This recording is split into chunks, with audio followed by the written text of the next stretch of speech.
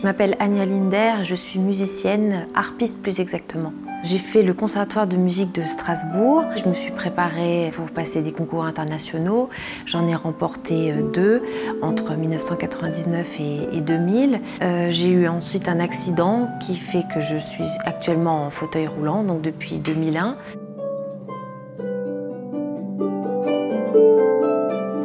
La musique a une place vraiment essentielle et centrale dans ma vie. Je ne me vois pas vivre sans musique. Je suis amoureuse des notes, des phrases, des compositeurs et c'est un besoin vital pour moi à la fois de jouer de la harpe et de me produire sur scène.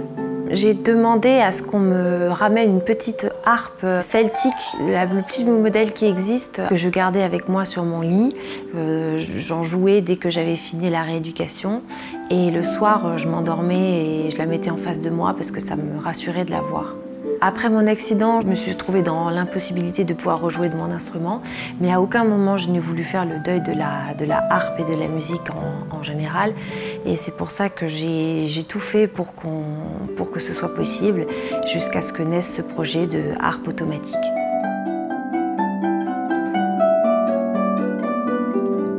La harpe donc a 7 pédales, do, ré, mi, fa, sol, la, si, qu'on actionne sur 3 niveaux et ça permet de mettre les bémols, les bécarres et les dièses. Et comme je ne peux plus actionner les pédales, il a fallu me construire une harpe électropneumatique pilotée par un ordinateur sur laquelle l'action des pédales est faite par un mécanisme pneumatique. Et donc j'ai une seule pédale au lieu des 7. Et celle-là, j'arrive à l'actionner avec mon pied droit, avec le talon. Et donc je rentre préalablement sur une tablette les informations dont j'ai besoin. Et quand j'appuie avec mon talon, les dièses, les bémols et les bécarres s'enclenchent. On a mis 2 ans à concevoir un instrument vraiment rapide, fiable et sur lequel je puisse refaire des concerts. Le plus beau sentiment pour moi, c'était quand j'ai pu avoir un instrument vraiment adapté à mon handicap et que j'ai pu rejouer tous les répertoires que je voulais. Ça, c'était vraiment un soulagement incroyable parce que ça m'avait tellement manqué de ne pas pouvoir jouer comme je le voulais et d'être limitée à une tonalité.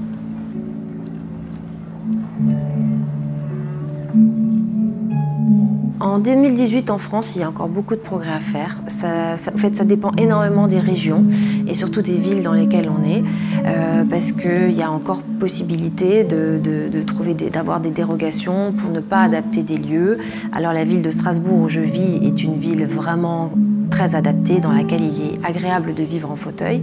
Mais par exemple, Paris, qui est pourtant une ville que j'adore, c'est pas du tout le cas. C'est aussi tout simplement des lieux qui sont absolument pas adaptés, où il y a encore des marches, où il n'y a pas de toilettes accessibles, etc.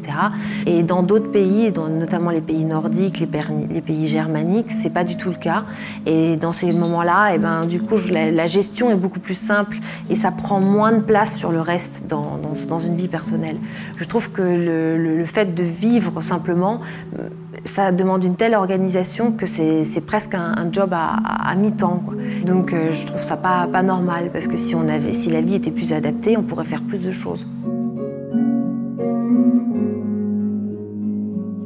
Après mon accident, il a fallu réapprendre à vivre autrement, puisque je me suis retrouvée de debout à assise et que c'est une autre appréhension du monde, qu'il faut s'accepter et apprendre à vivre autrement et sans pour autant perdre sa flamme et perdre ce qui fait notre personnalité. Il m'a fallu un peu de temps pour me rendre compte que ce qui me composait, c'était pas la verticalité, mais c'était des traits de caractère qui me sont spécifiques, que c'est mon amour de la musique, mon amour de la vie en général, les liens que je peux tisser avec les gens qui m'entourent, mon appétit de vie, etc.